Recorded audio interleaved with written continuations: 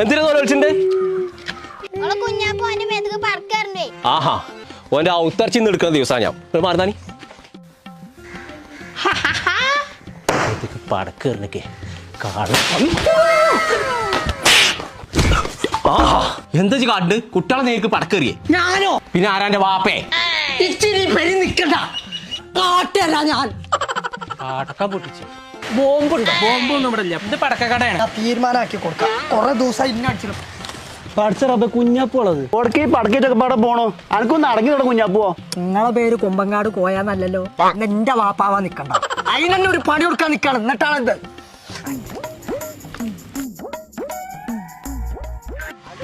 അത് വേറെ സാധനം കേട്ടോ.